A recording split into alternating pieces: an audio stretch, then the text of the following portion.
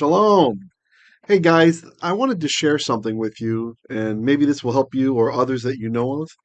Oftentimes, I interact with different groups, and sometimes I come across some people that are just so certain that the letter that we call today Vav used to be a V sound, right? And this is just confusion. So I was hoping that I can maybe help you guys out with this a little bit. So the Vav used to be called Wow before the creation of the modern state of Israel, right? With modern Hebrew becoming more and more popular, where we call it Vav, as in a V.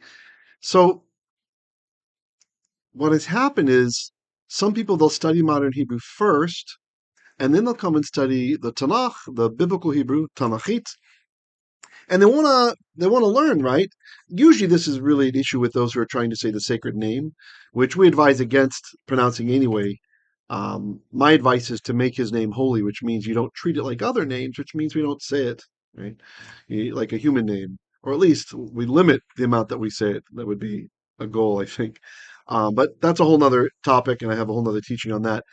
But there's a couple of people out there claiming that his name has a V sound in it, right? So kind of like the Jehovah's Witnesses, right? They've got the Va in there. Now you should understand that in biblical Hebrew, in those times, the Vav was indeed a W sound, a W, when it was a consonant, and it was also what we call what we call a vowel letter, right? So I'll get to that in a second. So with consonants, every Semitic language which I've ever read about has a wow in it. They have a W sound. Even today, Arabic has the wa, and it means the same thing it meant in Hebrew. It was a conjunction. It's and or but, etc. And so we find it in Akkadian, we find it in Ugaritic, we find it in the modern Aramaic, which is the predominant surviving dialects are Syriac in Syriac. We find it in Ge'ez. We find it in all the various languages of the peoples who lived in ancient Israel before we did. It's really not a question among in the scholarly community if it was a W or a V. Now I know there's a guy out there who's pretty loud and claims to be a Karaite, and he makes a lot of money off of Christians and stuff. But just because someone is passionate and excited and about things doesn't mean that they are correct. So what I created just kind of took some time, and I just threw together a bunch of unique references in a document. I've made for you 71 references to different scholarly works. 51 of them, I believe, are monographs, so those are books.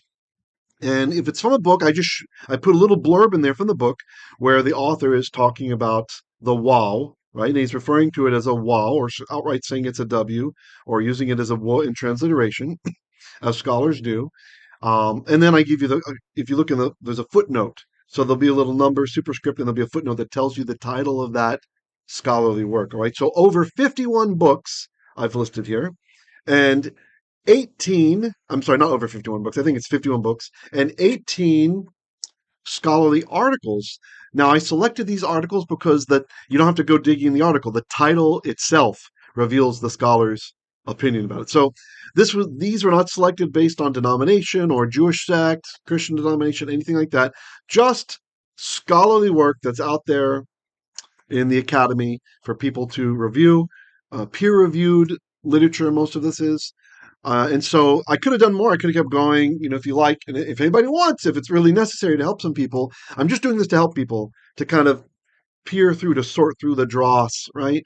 Because a lot of people they get invested in something, like they learn, for example, that it's a certain way, and then because they've been doing that for a long time, then what happens? They just can't part from it. I think what has happened is this person that I have in mind who's really popularizing having a V sound, for example, in God's name, is he I think I have a theory. I think what happened was he studied modern Hebrew first. And when we learn to read it in modern Hebrew, it's a V, right? Because modern Hebrew was corrupted by Indo-European languages, because by like Yiddish-speaking Jews in Europe and also Ladino-speaking Jews in Arabia, right? So the Spanish and the Germanic languages had impacted the way it was pronounced. In point of fact, the Yemenite Jews today in their liturgy still pronounce it as a w, right? So their pronunciation was not corrupted. So now, don't get me wrong. When I read from the Torah or when I read from Tanakh, I tell my students, "Hey, we're going to do it similar how they do in Israel today for the sake of Klal Yisrael, just reading it, right? But we don't pronounce the name anyway, right? So it's kind of a non-issue.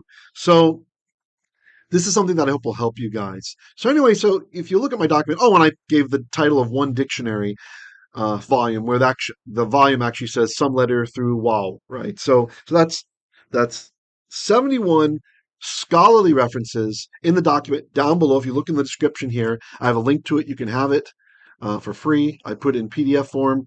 There wasn't a whole lot of thought that went into this. I just was basically going through my materials, going through my collection, going through stuff that I've got, and just da da da da da da da. And like I said, I could keep going. If you want 100, I can make 100.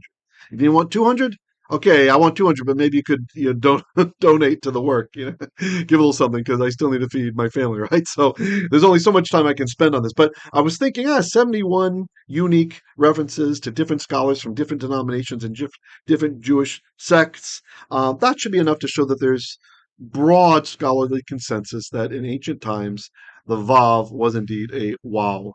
And there's one little trick that I like to show people to kind of help them to visualize how this works. So um, the Vav, it was either a W, and sometimes it was a U, and sometimes it was an O. What happened was before we had the vowel signs that were added about 1200 years ago, we had what were called vowel letters. There are three letters in Biblical Hebrew that sometimes they're consonant and sometimes they're a vowel, right? So one of them is the waw, right, or the vav. One of them is the hey, and one of them is the yod, right? The yod is the one that we're most familiar with in English. So if you remember as a kid, if you're a native English speaker, when you were told what the vowels are, they are A, E, I, O, U, and sometimes Y, right? And I met people in Massachusetts that told me they learned and sometimes W. So that gets our wow covered also. So that means the Y can be a consonant like the Y in yes, or it can be a vowel like predator and prey, right? We have a Y at the end, or to pray. We're not saying pray, unless you're a deep, deep South preacher, then maybe you say it's time to pray. So maybe, but not making fun, just trying to make it stick in your minds, right? What's happening there. So one way that I think that I've come up with that helps people to visualize without even sifting through all the scholarly works is just think about what you do with your mouth. Why our ancestors used this letter to be an U or an O to mark that vowel, right? Just like they used the hey to be an A sound and the yod an E sound, right? When it's not functioning as consonant. Why would they do that? Well, let's think what we do when we make the letter W. Look at your mouth. What do? You kind of make a circle with your lips and you go, whoa. Whoa. See that? It's kind of like, the shape, whatever, ellipsoid. Whoa. Okay. Now now make a U sound and think what you do. U, U. It's almost the same shape, isn't it? And now do O, O, O. Okay, great. Now let's take the position that uh, this excitable person who I'm not naming takes. He's a frequent guest on Michael Rood's show. That's the only hint I'm going to give you, where he's so sure it's a Vav. Oh, yeah. Okay. I mean, it's a V sound. Let's do this. Now let's do the O, O. Let's do the U, ooh. And now let's make a V sound. It's not even part of the group, right? You don't even have to go scholarly to see that this doesn't make a lot of sense for that to be the sound that consonantal sound made. And like I said, every other Semitic language, it's a W also, right? And even and usually the scholarly consent for the most authentic pronunciation among Jewish groups. It's not my group, It's not the Sephardic group. It's not the Mizrahi Jews. It's not the Falashan Jews. It's the Yemenite Jews. They're the Yemeni Jews, the Jews from Yemen. And the Jews from Yemen to this date pronounce it as a W. So anyway, I could go on and on, but check out the file if you want to have that. Hopefully that'll be helpful to you. 71 references to unique scholarly articles or books where it's clear that the scholar believes that it was a W sound, which is the consensus in academia. If someone's trying to tell you it's a V, the burden is on them to prove that. It's not on you to prove this new idea, right? This new imagination that it somehow was a V in ancient times. Right? We have a bait for that. That's how you make the V sound. It's the bait. Okay, shalom, shalom. Hope this has been helpful. Please remember to subscribe and click like if you liked this video. And I also would really appreciate it if you'd like to support my ministry. Please consider making a contribution. You can support our ministry at paypal.me patreon.com/Hebrew Literacy or at patreon.com/Hebrew Literacy. Shalom, shalom, and be well.